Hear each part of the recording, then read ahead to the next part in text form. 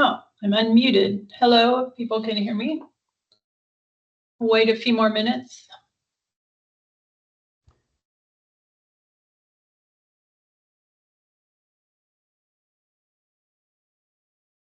Hello, Lauren. We can hear you. Great.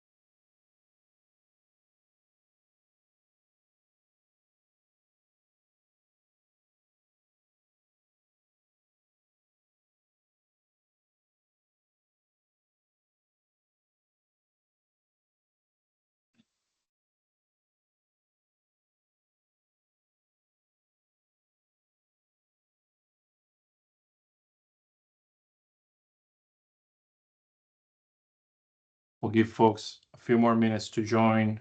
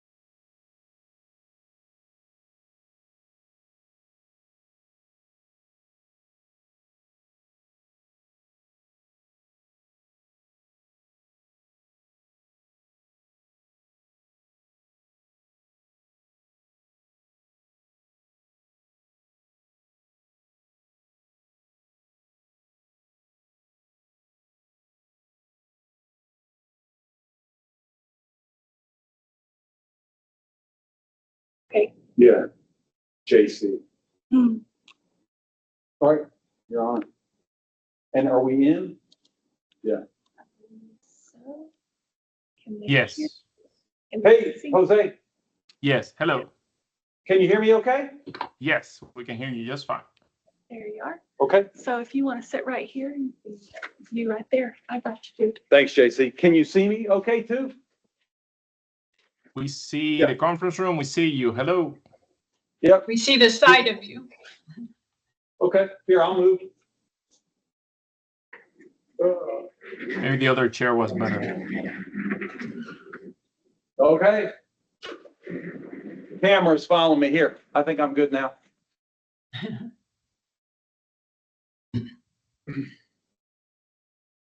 Okay. We ready, Jose? I can't tell how many people are here, but I guess we better get started. Yeah, we have about 8 folks. Yeah, we can get started. Okay. Welcome, everybody. Thanks for attending. I'm Lauren Jenke, Programming Chair for NALHE Central Texas. And Jose Perua, our chapter president, is also here and will be helping me moderate today. So I just want to mention a couple things real quick before we jump in. Our format today will be conversational, so we'll be asking Jeff some questions, and we'll also open it up a few times for audience questions. So feel free to ask him whatever you want to know. Be thinking of some questions for him if anything, makes you want to know more. And we'll also try to monitor the chat here. I have it up if anyone types questions in there. And this may happen automatically, but I was going to say just make sure to keep your microphones muted unless you're asking a question so we don't have too much background noise. And we'll have our cameras on if any other people, feel free to leave yours off. It looks like everyone is. Whatever you want. And I think that's it. We can get started. So I'm happy to introduce our speaker for today, Jeffrey Tumlin. Jeff's an expert in leadership under pressure. He's a West Point graduate who successfully completed the U.S. Army Ranger School, a TEDx speaker, and an organizational consultant who speaks to thousands of people a year. So he brings a unique perspective to thriving in uncertainty. As a president of On-Demand Leadership, Jeff's work centers on improving organizational performance and advising leaders. His healthcare clients include hospitals, health systems, and medical groups, where his insights provide crucial clarity. He's also a published author. He has a book, The Uncertainty Playbook, and he co-hosts a podcast called Management Muse that helps people with organizational performance. He has a PhD and a master's degree from UT Austin, and he worked for 7 years at the LBJ School Center for Ethical Leadership. So thanks for joining us, Jeff. My pleasure, Lauren. Thanks very much for the opportunity to talk to you and to talk to NALHE. Sure. So we have some questions for you. First, how did you end up as an expert on uncertainty? It was accidental. I'm an organizational expert. I'm in probably 70 to 75 different organizations a year. And I realized very early on that most of what the senior leaders wanted to talk to me about were uncertain options or situations that were changing rapidly. And I, over time, started bringing myself into the science of uncertainty and trying to figure out what actually tends to happen when uncertainty rises and what are some of the recommendations for how to best deal with uncertainty. And I married a lot of that science with the real world repetitions that I was getting advising in these different companies. And it took a number of years, but eventually I had enough background and set of experiences to where, as you mentioned in the introduction, I was able to actually write a book on uncertainty as kind of put together a lot of the ideas. So it's been about probably 12 years that I've been into the science and advising on uncertainty. And the two of the big kind of earth-shattering events that happened that I advised leaders and companies through were first the Great Recession in 2008, and then second, 10 years later, the COVID pandemic. And I do, as you and Jose know, I do a lot of work in healthcare. And so at the time the pandemic hit, I had 11 different healthcare clients and 5 different first responders. And so the first responders, a lot of those were fire departments with healthcare back, obviously in Texas, a lot of the fire departments were on EMS. And so I had a lot of healthcare uncertainty experience that I helped advise through. And that's a long answer to say I'm an accidental expert in uncertainty, but I'm probably in about my 15th year of helping people and companies think through some of those challenges. Okay, you mentioned science. What does the science suggest we should do about uncertainty? Yeah, great question. And so I would say and I hope I'll add more nuggets for the membership, but if you don't remember anything else from our discussion, the science clearly says that in uncertainty, the negative or worst case scenarios loom larger, and we have a harder time seeing what's possible. And so if I can just state that very cleanly, what happens as uncertainty rises is our risk assessments get skewed to the negative. And so we begin basically responding, and if we're not responding, planning for scenarios that are more negative than they actually appear. And so that's probably the main thing that the main plank of my work in uncertainty is helping leaders and helping, people who are managers get a better grasp of what the odds are in the various scenarios they're facing and their possible outcomes. Okay. Can you describe an executive, who handles unpredictability unusually well, and what do they do differently? Yeah, it's a good question. And so this is going to sound corny, but if you're interested in getting better at dealing with uncertainty, and if you buy my argument, which is based on the science, that what's happening is that our risk assessments, which aren't always great in the first place, are getting skewed when uncertainty rises.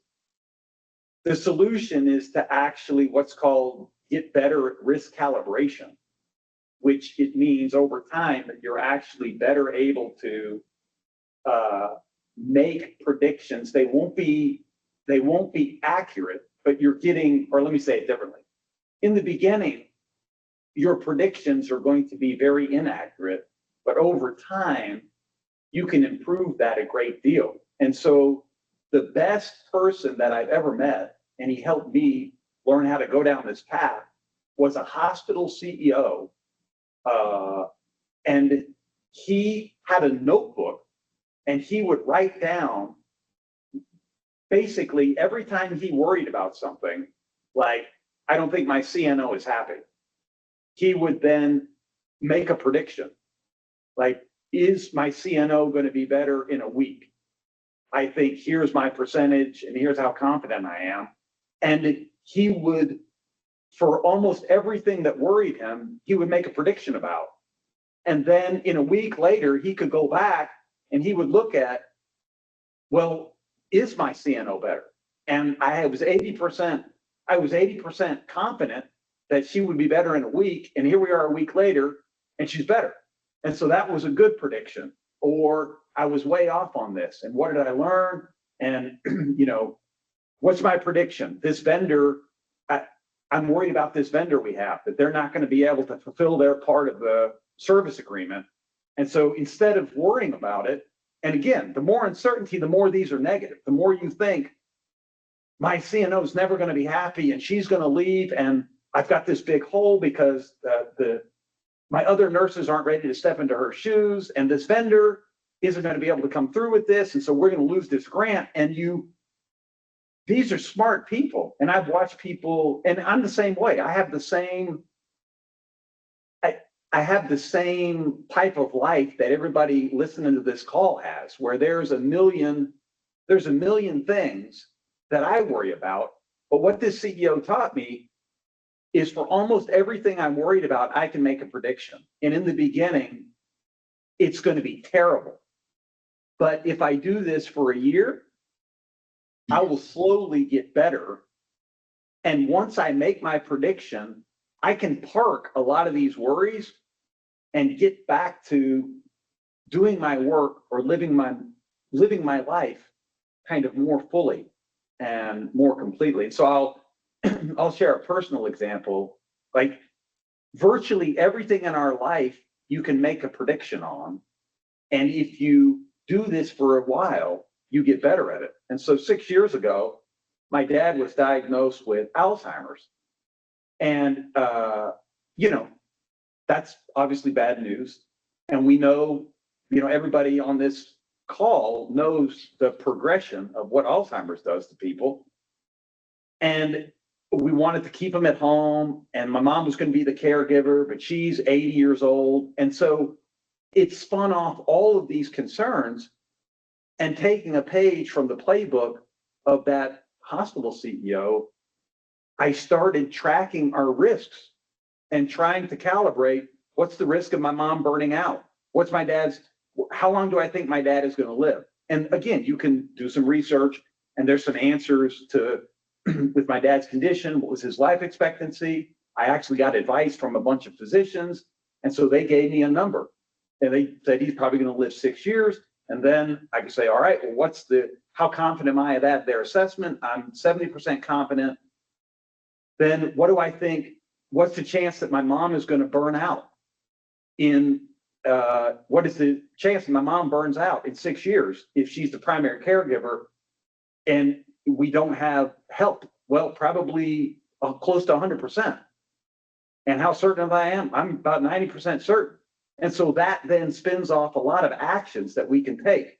We need to get the caregivers in place early. And all of this just describes a way for better handling uncertainty in our lives at work and at home, as opposed to just reacting to what the initial stimulus is bringing into our life. Because I'm a human being. My immediate reaction is going to be just what the science says.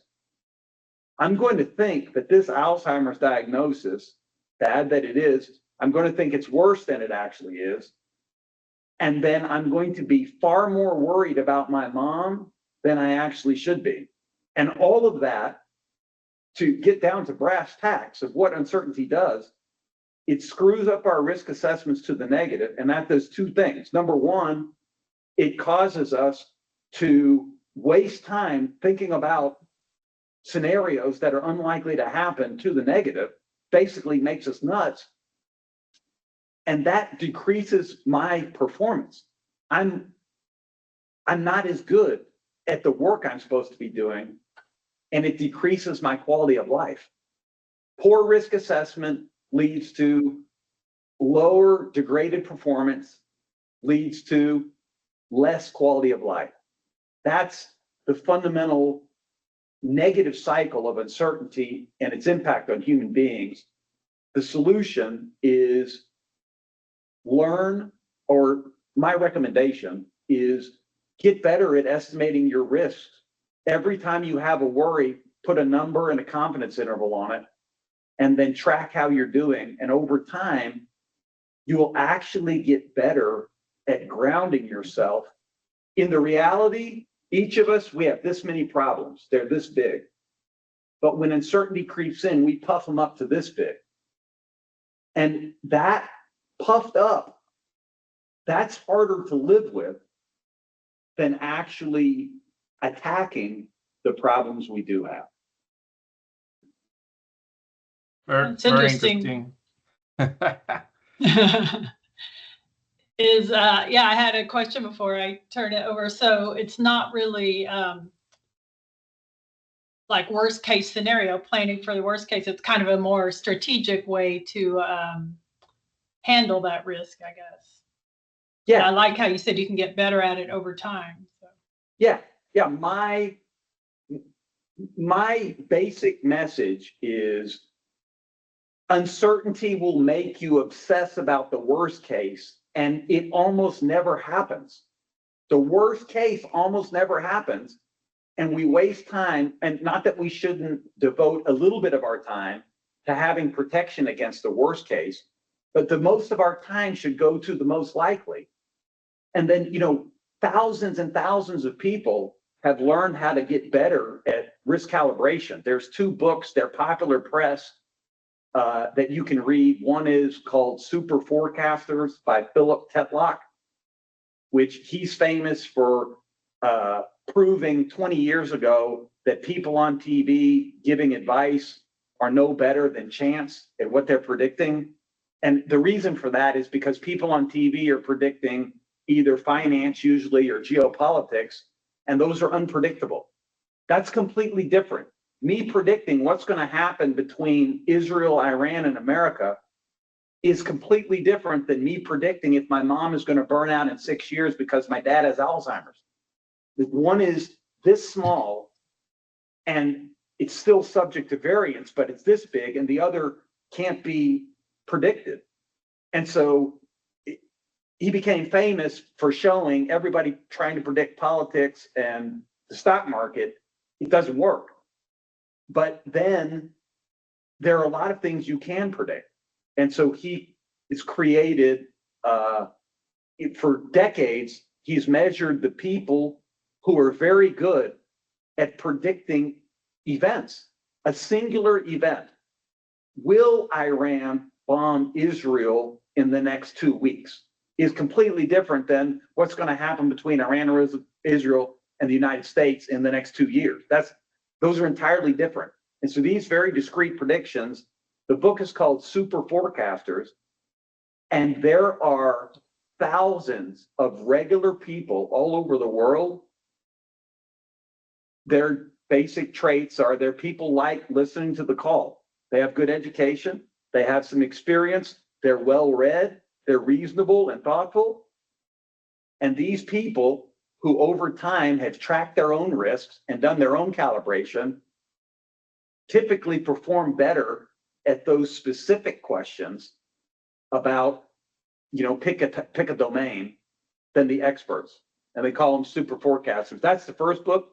If you want to nerd out at all about this idea of getting better at your risk calibration, the second book, pardon me, is called How to Measure Anything.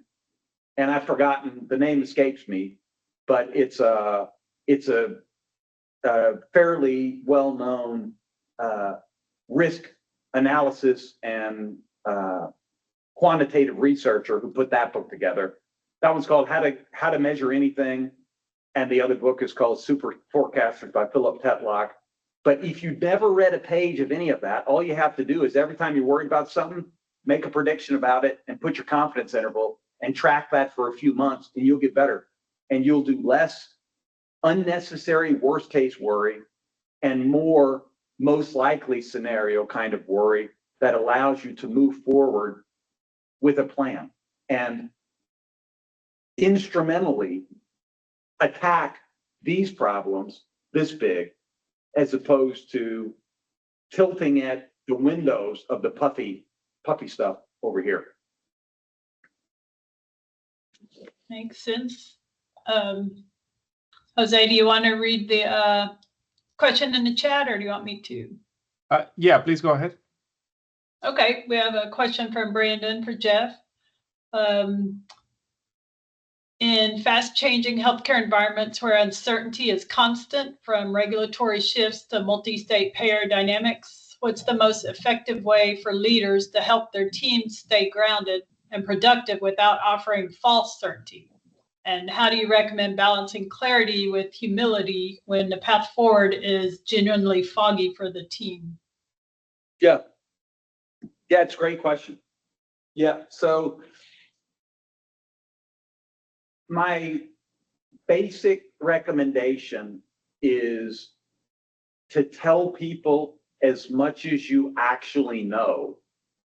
And then depending on, if you're in a conference room like I am and you've got your key direct reports together, and let's say you're a hospital right now and you're trying to think through what the impacts are of changing legislation out of DC on your operations. Well, I'm the CEO. Let me start by telling you, here's what I actually know. And now let's make a list together. What are all the unknowns that we have? And then populate your list. There's a famous study many years ago, it's been probably 15 years ago,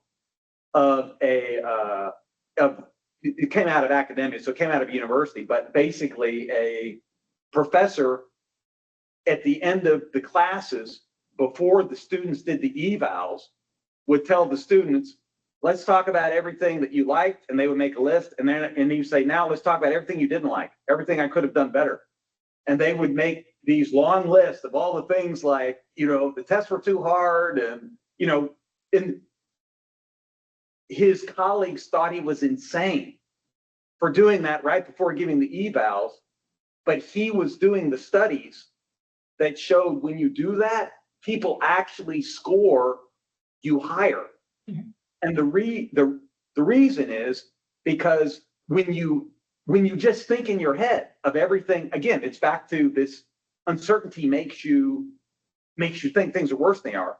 When you actually think about everything you don't like about the class, you think there's 10 things.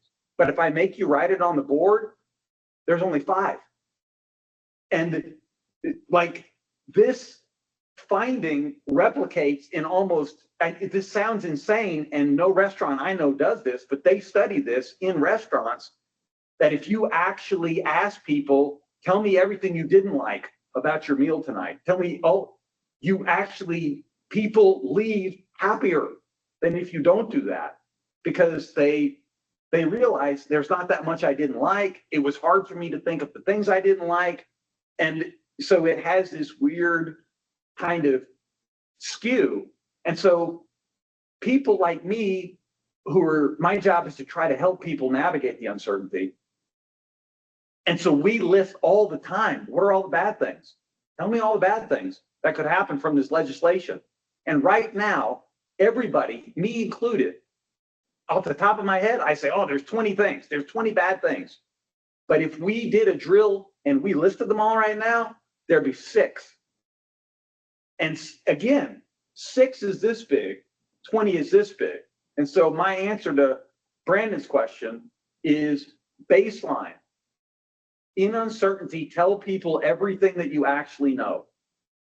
Through all the principles that everybody knows from leadership or management 101, be timely, be respectful, all that kind of, everybody knows that.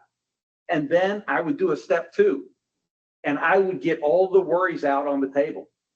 What are all the potential downsides? What are all the problems? What are all the ways we could be in trouble? And get a full list.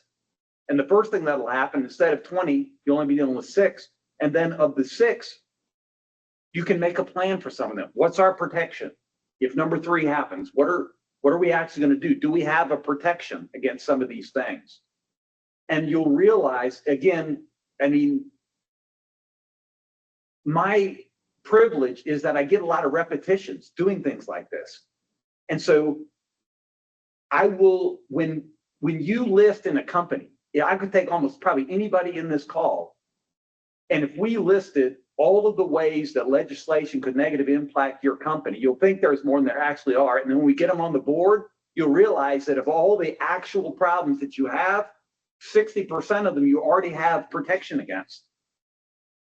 And we'll have identified a no kidding 40% that we need to work on. And that's where the effort goes. That's this whole conversation in a nutshell. Is uncertainty will make us run off like Don Quixote, tilting at windmills, trying to address problems we don't actually have. Meanwhile, there's protection that we need that's absent because we're messing around with stuff we don't need to be. Makes sense. Good question, Brandon. Thank you for asking, so that I'm not just sitting here running at the mouth all day. I'd like to answer some of these questions. If anybody else has questions, send them in, please. Any more before we move on? We'll have other chances for people. Jose, you want to ask the next few questions? Yeah, sure. So just for the group, you do have ability to unmute yourself if you like to ask something. If you want to put it in the chat like Brandon did, by all means, please do. So kind of a bit of a follow-up, Jeff, to the conversation. So we tend to get in our heads is what you're saying, and you're telling us kind of techniques on what to do. My question is more about collectively in an organization, what happens to them in times of uncertainty, and then because it's a mix of the different dynamics of the individuals, the different players, but more importantly, what can we do to prepare to better handle potential uncertainty or even chaos? Yeah, it's a great question. And so what happens in organizations as uncertainty rises is that people are increasingly worried. And so the informal communication or the grapevine or the gossip, whatever you want to call it, people must fill that hole where the worry is creeping in. They need that filled. And so the first thing that happens is all of your informal mechanisms of communication explode to meet this rising demand for communication. Uncertainty reduction is a better way of saying it. Is because of the need for uncertainty reduction, people start talking to everybody. And I'm not telling anybody anything they don't know, But when we're worried, we say all kinds of goofy crap. And we talk to the person next to us and they don't know either. And there's a saying in communication, something said once is a rumor, said twice is a belief, and said 3 times is a fact. And so by the time I talk to this person and she doesn't know, and I talk to this other person and she doesn't know either, and I don't know, but between the 3 of us not knowing, we create a reality. And it's completely false, but it's a byproduct of the sense-making process and not having the people who have the beginnings of answers in the room. And so that, in a weird way, what happens in uncertainty, if you're not careful in organizations, is the demand for communication and sense-making jumps at the same time that your effective communication breaks down. And so this hole opens up where everybody's talking about what's going on, but you're creating a lot of false positives. And so obvious recommendation is to have some kind of either pre-existing, or if not pre-existing, you're creating a hit team for that particular incident, for that whatever's causing the uncertainty. Go back to the legislative uncertainty. It's just because it's timely, but we could pick anything. It could be anything that's either a crisis, can cause uncertainty, like with the rain, or I'm sure everybody's thoughts are with the people in the hill country for the so that can create uncertainty of, how's that happen? Are we safe now? It spins up the need for people to be talking and making sense of this and kind of navigate that, or legislation, or a slower burning kind of sense that the company that we're in is just getting left behind. Maybe it's a technology, maybe it's like, I know a lot. I'll just do one more and then that'll be kind of enough. I have a client and they have a lot of coding and kind of engineering heavy, and AI is taking a lot of those jobs already. Like that's already happening. And so there's a lot of uncertainty. Are we going to keep hiring like we used to? How's this going to change the way we do our operations? You already have teams that meet, your executive teams, and they're pre-existing, where you can help have the more precise conversations about uncertainty and the challenges you're going through. Assume that as uncertainty rises, I know this, nobody wants to hear this, but you're going to need more meetings. And you're going to need the meetings, not only of the people best positioned by their knowledge in the company to help you navigate the uncertainty. And so that may mean expanding your executive team to add in the people you need who know more about legislative affairs, but they're not with the core team all the time, or whatever, depending on the example we're using. And then you have to be more cognizant and be more intentional about how do we get the word out about all of this. Not all of my clients will do this, but depending on the uncertainty that you're wrestling with, it costs no money to record meetings. We're recording this meeting, and you can post some of those and tell people this is the working group. It's the executives plus these people from legislative affairs. I know you're probably thinking about how does this pending legislation change what we're doing in hospitals. We're thinking through that. If you're interested and you want more, here's the link to watch the video. Help yourself. We'll post all these meetings. And that helps back to filling the hole and helping people perceive that, okay, I understand where we are, what we're thinking through. I understand that the people running this company are kind of working their way through some of the challenges. And it also increases the chances that you get feedback. There's a good example. I'll mention a couple books because in the nature of the work I do, I'm fortunate enough to get a lot of exposure to reading books. And so if y'all are interested and want to read a book over the summer, there's a book many years ago by Stanley McChrystal, who was the 4-star general in charge of the operations in Afghanistan at the time that things weren't going that well. And one of the things, so there's a lot of uncertainty, right? Combat is kind of preeminently understood to be full of uncertainty. So the book is called Team of Teams by General Stanley McChrystal. And he tells the story of arriving and realizing that people are very nervous about how's this war going, what's going on, are we going to be safe? And so he tells his aide, invite everybody to our meeting. And the aide's like, well, sir, it's secure. And who's everybody? And he says, everybody. Invite everybody across the globe who wants to be a part of our daily mission briefing, meaning like what's going on in the command, invite everybody. And I think, you have to check me on this, but I think they ended up getting like hundreds of people a day on secure communication, dialing into this meeting while in real time, basically Stanley McChrystal and his leadership team was trying to think through what's the situation, what do we know, what do we not know, how are we going to work our way through this, what are our options, what's the first experiment that we're going to take, which is another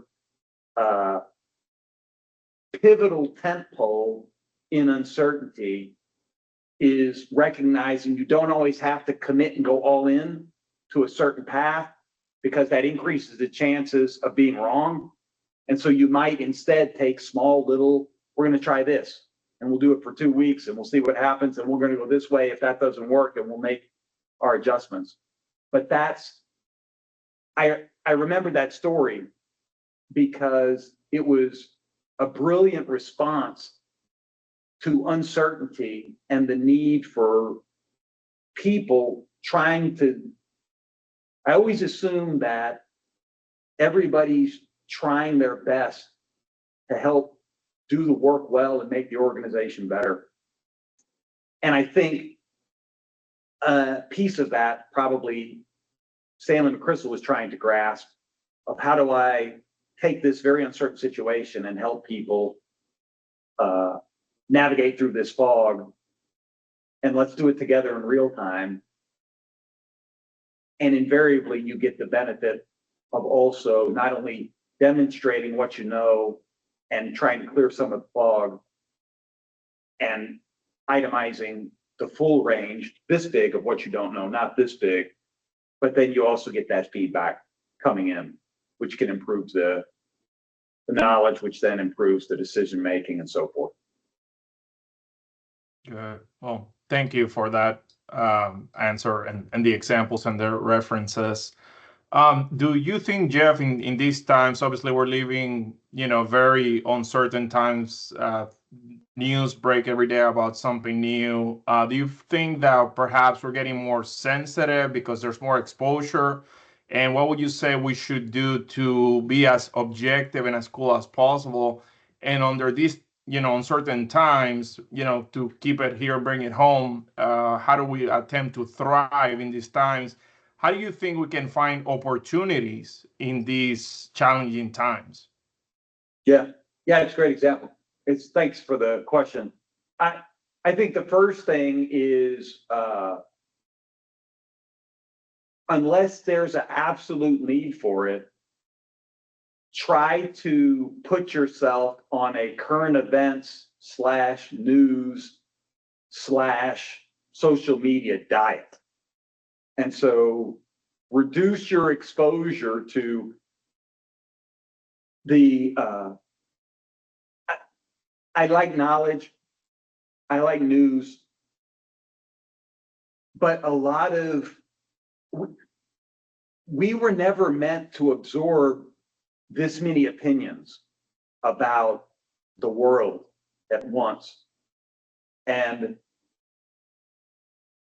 it's a lot easier if, metaphorically, if you let me use the diet, if your diet consists of a lot of leafy greens and only an occasional steak, right? If you're kind of pick something that's very high impact, high value, where you like getting your news and that seems to work for you and doesn't make you too crazy. And then like I'll give you just an example just to, because I like the old, if you're old enough to remember the Hair Club for Men, where the guy with his bald head is like, I'm not only a member, I'm not only the president, I'm also a member. Well, I'm a member of this diet of social media and news. I used to be a junkie and I used to follow like everything. Like I want to know the news, I want to know all this. And the studies on news consumption and your quality of life, they're like flat, like this. The more news the more, like you can look all this up, but it's like you become more paranoid, you become less happy, you become more pessimistic. And these are all like clear and well-established findings. And that was happening to me. And I finally said, I have to quit this. It's making me nuts. And so I cut everything out, all of my social media, and I stopped going to, news websites every 30 minutes. Whenever I had a free time, I would see what the latest. I cut all that out, and I went to once a week. I read The Economist. It comes out now. I can't wait. It comes out tomorrow at 3 p.m. And so I can't wait. Every week at 3 p.m. I'm hitting my download button, and that's it. If it's not in The Economist, somebody has to tell me, or I'm not going to know, because I'm trying to understand my world, and I need some help doing that. But I don't need to be following X and reading a full paper every day or 10, like I don't want to go too far afield of this, but the basic, like how do you survive in an environment where and help try to make the best decisions you can? The answer is actually subtraction and not following sources as closely that, through no fault of their own, throw up a lot of red herrings and false positives and feed you redundant data. I strive to find for myself and for the people I advise, what's the highest quality, lowest volume sources of information that you can take in to stay on top of the environment that matters to you and the work that you do, without filling your time with opinions that maybe other people expressing their worries and concern, not grounded that much in facts or as much as we like them to be. And you don't need to read a second article if you got the gist out of the first. And so that type of a diet that's high quality, low quantity helps people, I think, get a little better at being able to, over time, increase their ability to calibrate and predict.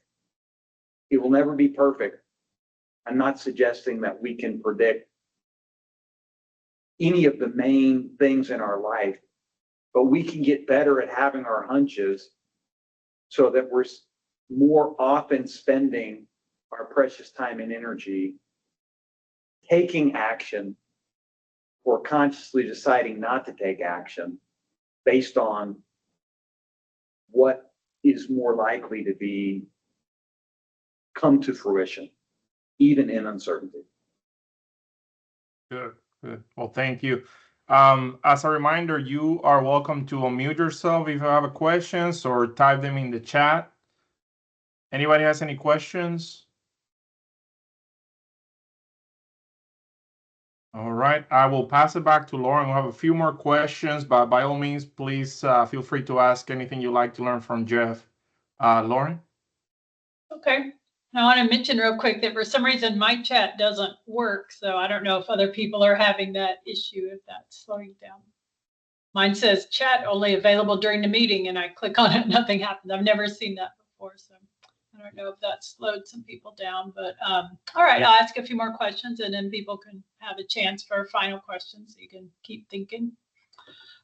Jeff, what's something you've learned advising executives in uncertain times? Nobody knows what they're doing. And so, like, it's been a few years ago, but one of the founders of Twitter, I think there were two. One is Dorsey, and I forget the other guy. It may have been Dorsey, but I think it was Dorsey who basically, during an interview, it was set up for him to be this business titan, and he has all this money. And they're like, give some advice. And his advice was, nobody knows what they're doing. They're like, a lot of this stuff is not predictable, and you're trying. And borrowing a little bit from him, my life is I advise some people who I know to be the smartest people I've ever met in my life, and they're at the helm of large organizations, medium-sized, and some small organizations, and they've been through the fire. Some of them actually, the place I am today, they actually had a fire. Their leader has actually been through their hospital caught on fire. And so, like, I know the people I'm talking with, they're amazing, but nobody knows. I don't know nobody knows what the future's going to be like. But we're still the managers, and we're still the leaders. And our job is to try to approach an uncertain future and to try to do two things that are different. One is make the best decisions we can, even though we don't know all of the criteria. And the other is we have to make a few strategic gambles, even though we don't know all the alternatives. And those are two, not to get too far down a rabbit hole, but those are two very different functions. And so you have to be able to do both as a senior leader, not only make good decisions under uncertainty, but also create strategy when you're missing alternatives. Strategy doesn't come from a list. Strategy comes from a leader's what's different about science than business. And I took this I'll give one more book plug. This is probably the world's greatest book, in my opinion, on strategy by a man named Richard Rummelt, a emeritus professor of UCLA in strategy. He wrote a book a few years ago called The Crux, C-R-U-X. And he makes a point about the difference between science. In science, we know where the knowledge is. There's a base of it. And then the best scientists are pushing out at the frontier of that. But everybody can share in the base, this corpus of knowledge.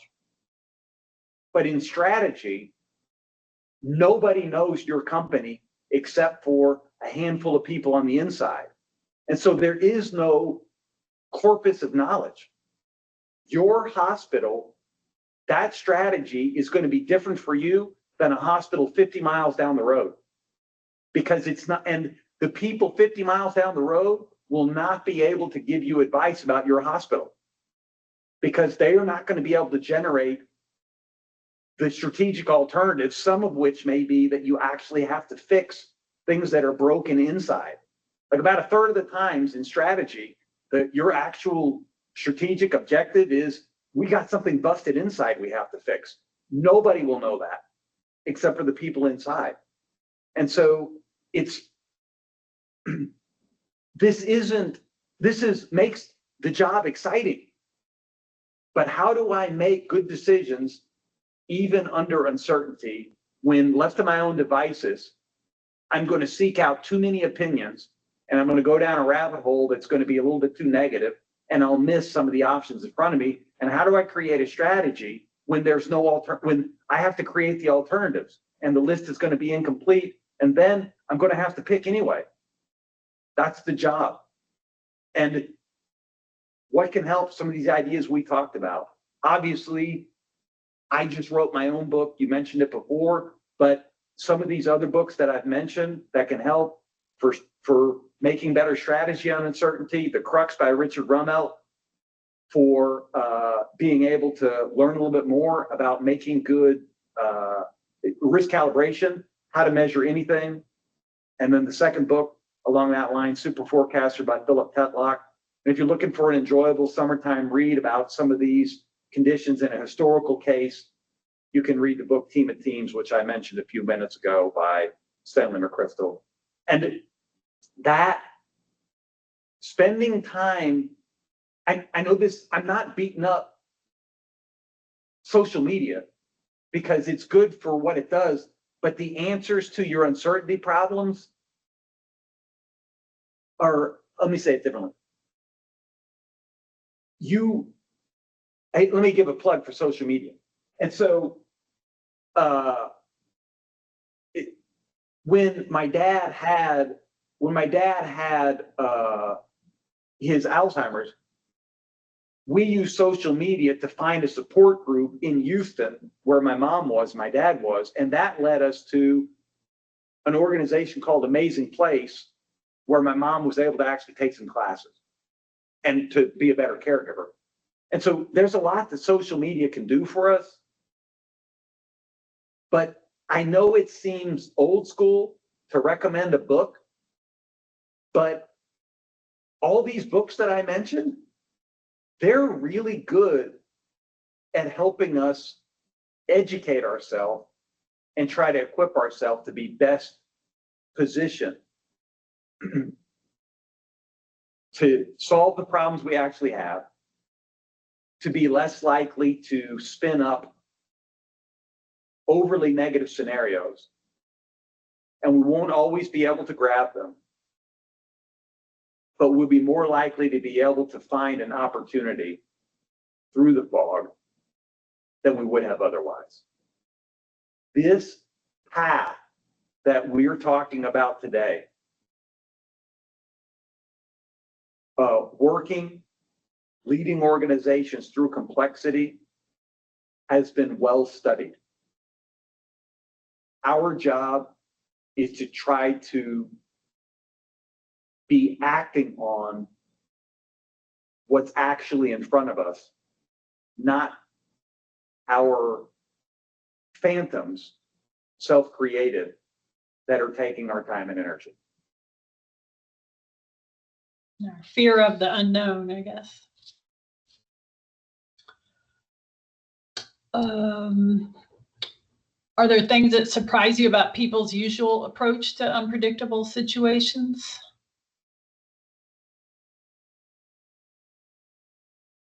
I'm surprised by how well people can deal with turmoil and still be kind, be compassionate. Because of the nature of my work, I have a lot of exposure to the professional side, but also the personal side. And so because all of my sessions are confidential, I'll learn all of the personal stuff people are going through, as well as the professional challenges, and nobody else will have any idea. Because most people want to do a good job. They want to show up and make a difference. And because, you know, this is a healthcare audience, I would dare say most of the people in this profession, many of them got in it because they wanted to try to lend a hand and help another person in need. And that's something that's very, I see it almost, I don't know, probably once a week. Somebody who everybody thinks is fine will come into a one-on-one session with me and I'll realize that they've had a gigantic setback in their personal life, and they're still showing up, and they're still trying to do the job to the best of their ability, and they still have fuel in the tank to try to take care of the patients and help the organization run to fulfill the mission. And that's probably my vantage point of hearing problems all day long. Actually, on the other side of that, I come out thinking humans are amazing, because most people get through most things, and we have a latent resiliency. I'll give you one more book. I don't know how many book people we have on here, but a number of years ago, a psychiatrist, or psychologist, I should say, named George Bonanno, Bonanno, out of Columbia University, was working at Columbia studying resiliency during 9/11. And the United States government, after 9/11, earmarked, I forget the number, so I'll make it up, but it's in the millions. I think $55 million immediately after 9/11 for people from Lower Manhattan to get therapy. And nobody went. And Bonanno followed people who'd been affected by 9/11, and he ended up writing a book called The End of Trauma, summarizing his findings. George Bonanno, The End of Trauma. And the basic gist is most people get through hard things through a combination of their own natural resiliency mechanisms, and by continuing to move forward. There's a little more to it than that, but by most, he meant 2/3, roughly 2/3. In a third of cases, it takes a little longer. People need help. And I'm not anti getting help. I'm not anti reaching out when you need it. But my experience is I see people struggling all the time. And most people, with a little bit of conversation and a little bit of us trying to help, the problems always seem this big at the start. Usually they're this big. Occasionally they're actually this big. Holy crap, we've actually got a huge problem. But usually the problems present like this because of our bias. It's safer for me to assume things are worse than they are and be wrong than to assume things are better than they are and be wrong. And so that conferred an evolutionary advantage. But we have to learn the hack of using this brain, instead of letting it get us into trouble and puffing up our problems, to walk it back to something that's more realistic and also usually more manageable. Cool.